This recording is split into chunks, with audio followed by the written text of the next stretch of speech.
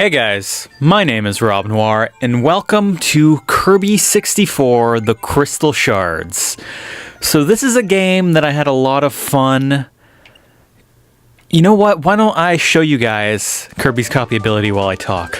So this is a game, oh, too much sound. This is a game that I had a lot of fun playing when I was a kid. This is part of the lineup of N64 games that I had as a child, and this is one that I always enjoyed. It was one of the rare N64 games in that, not like value-wise, but that it was actually a side-scroller. And even though the N64 controller, I'm using the Brawler 64 here, but the original was designed to be good for playing side-scrollers as well as 3D games, there weren't a lot of them. There was this, there was Mischief Makers, there were a couple others, Super Smash Bros, but that's like a brawler, you know, a fighting game, but there weren't a lot of them. And so this one always stuck out in my head as just a fun game to play. And I will admit today I'm feeling a little under the weather. I'm not quite as high energy as I'd like to be.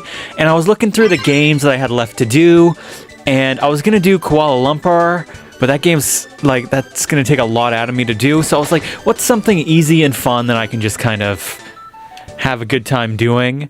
No, oh yeah, it's a D-pad. No, I don't need to see the intro again. It's like, what's something easy and fun that I can just have a good time doing and that I'll enjoy and that hopefully you'll enjoy, and this game came to mind, and I've been really having a lot of fun revisiting these old games from my childhood that are like not that long to complete. Like last week I did Jak and Daxter.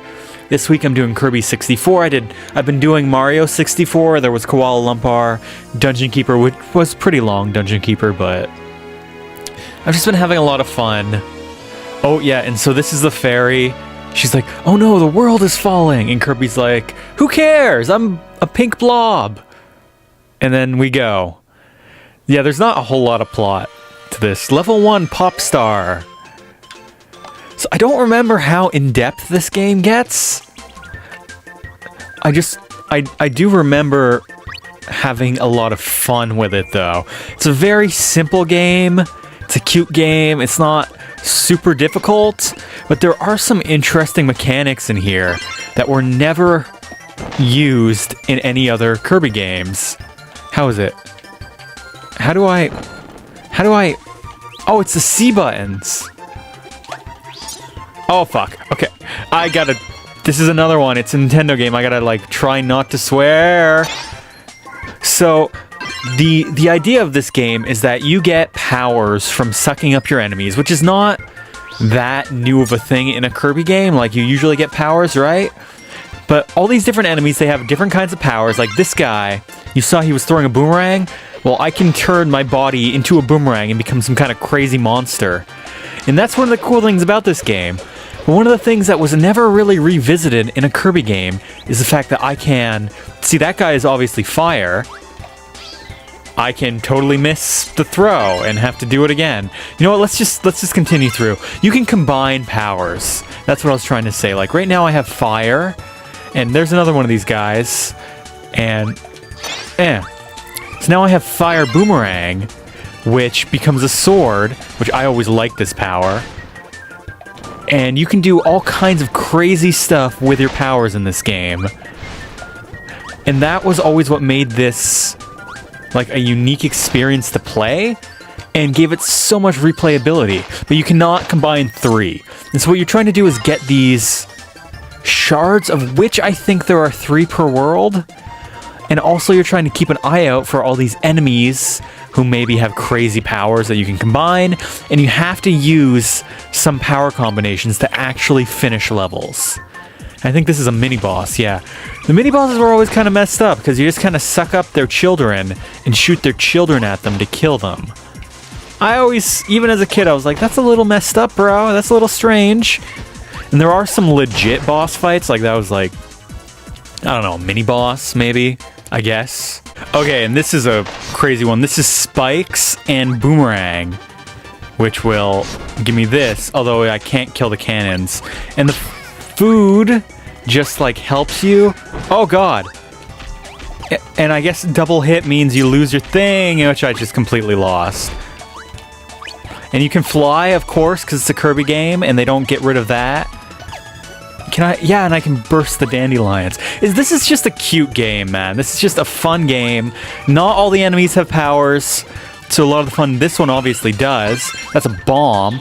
Oh, and this was always one of my favorite powers. Oh, wait, what's bomb and bounce? That's not what I meant to do. But, alright.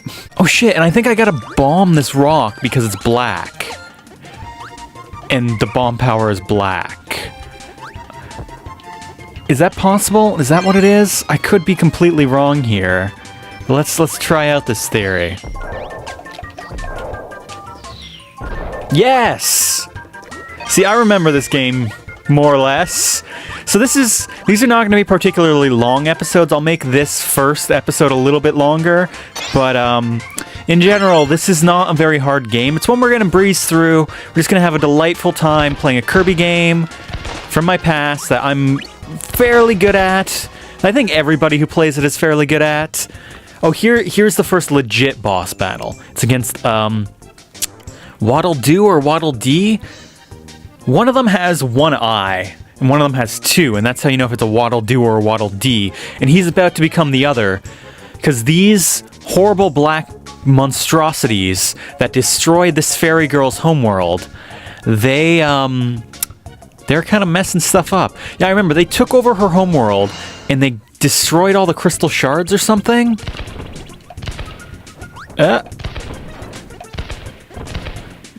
And you can see his boss health meter is actually there on the bottom, which was something I always appreciated. So they actually show you the health meter, and it's always there on your HUD.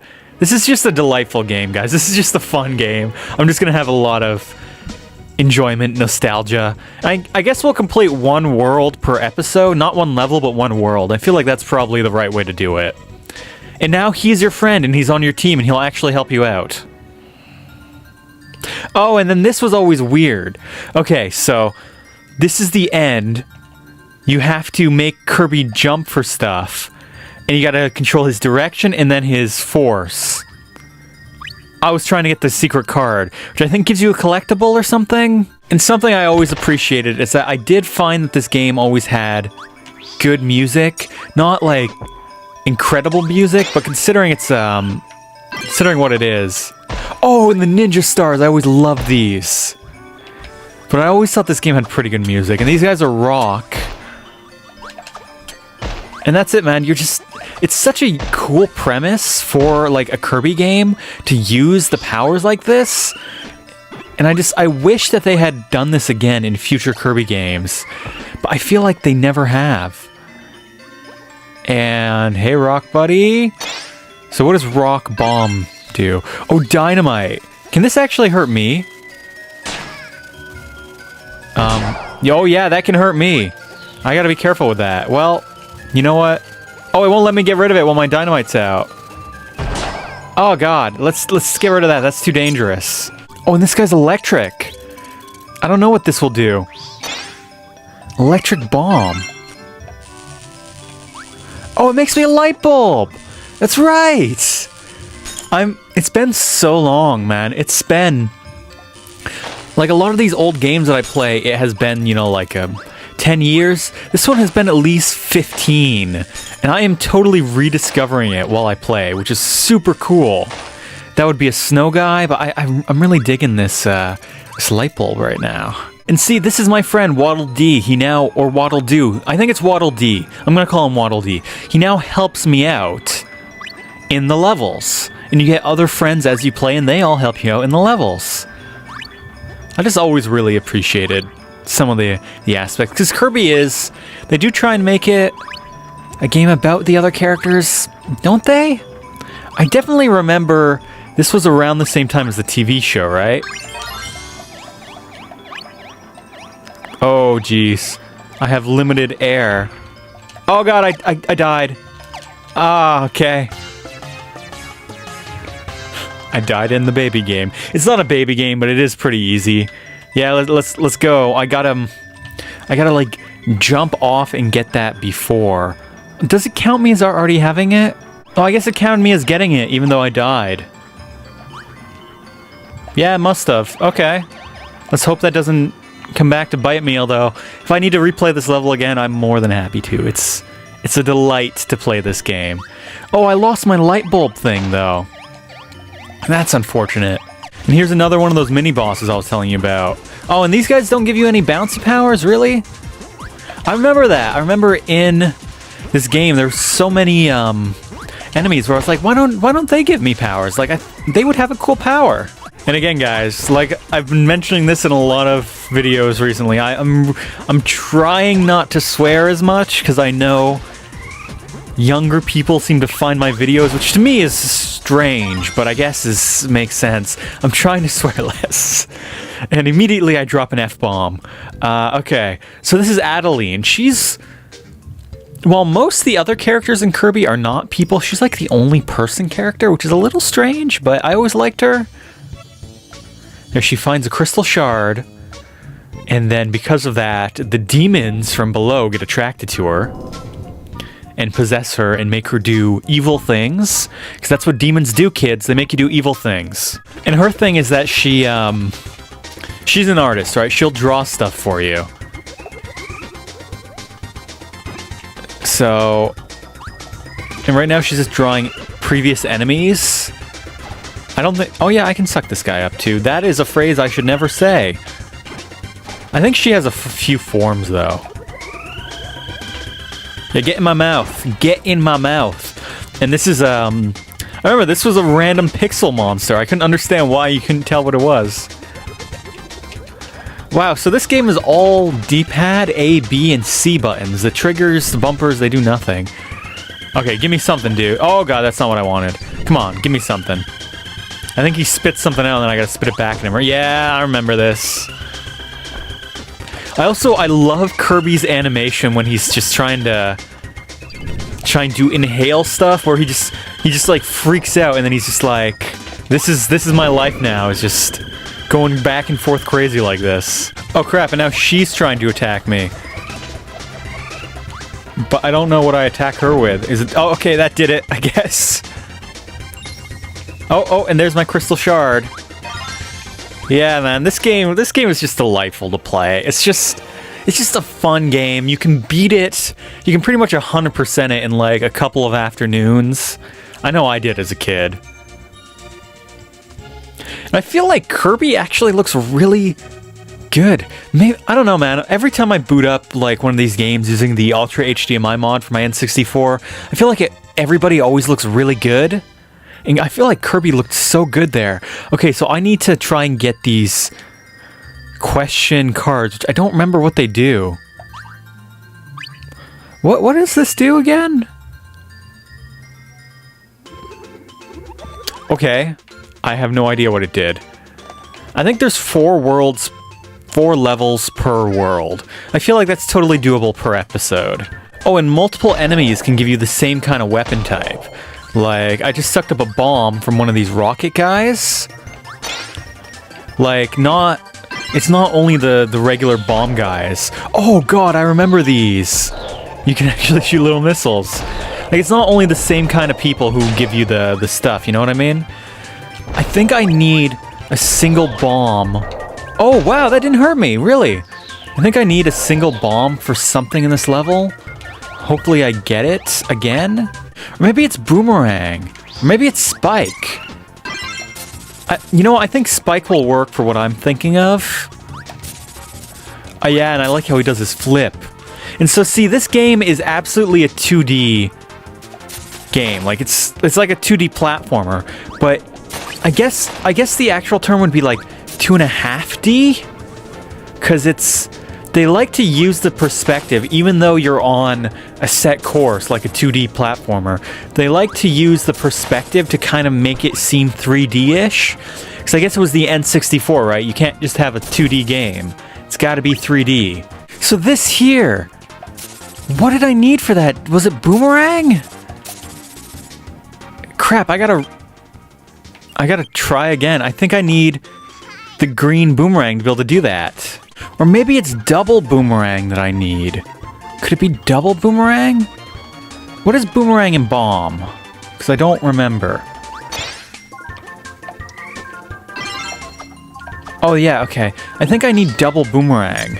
Okay guys, so I've got double boomerang, which is this... Yes, it was boomerang. That horrific saw thing. So... Oh hey Adeline, what are you doing for me? Oh, she paints me a 1-up. I think she also like paints you hints and stuff as the levels go on. And oh yeah, I remember this. Yeah man, it feels good playing this game again. This is one of those games where I know it well enough that I can like do a pretty good job on camera for it. But it's also kind of unique in that I didn't play it enough to know it like perfectly. So I am kind of rediscovering it a little bit while I play it, and that's always fun. Okay, and then here's the third friend, King Dedede. And in this game, he becomes your well, I guess your fourth friend because the fairy, but the fairy doesn't do anything for you really. But yeah, in this game he's a friend. But I remember in the TV show that I watched back in the day on Fox Kids at the same time as I was playing this game, he was like the big bad guy. And that always seemed strange to me. I don't know. Hey, dude. Boom. No? Yeah, that's how you do it. And did I just beat him? Oh no. Now he's possessed. He's doing like the exorcist thing here. But oh god, I went the wrong way. There we go.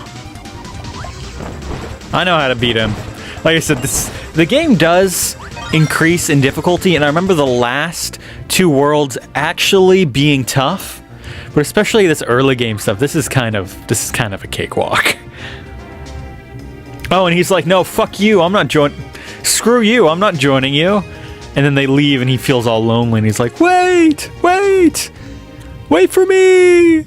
Oh, and then here we have a boss stage. Yeah, I think it's 3 stages and a boss. So that's like the perfect length for a regular episode, you know what I mean? I think I gotta get rid of this. Because I gotta like, oh god, never mind. I gotta destroy Wispy's children here. And Wispy is a pretty well-known Kirby enemy, I do believe. Like, everybody's heard of Wispy Woods, right? Get him, get him. I like how I can just stand here. And I'm out of his range, so it doesn't matter. Oh god, you little tree bitch. Ah! Yeah, I got him. Now what? Oh, now he's mad. He's mad. What are you gonna do? Okay. Now what? Oh, his roots! Yeah, I remember I got his roots with his own stuff. Because he's mad. He's a mad tree. He's mad.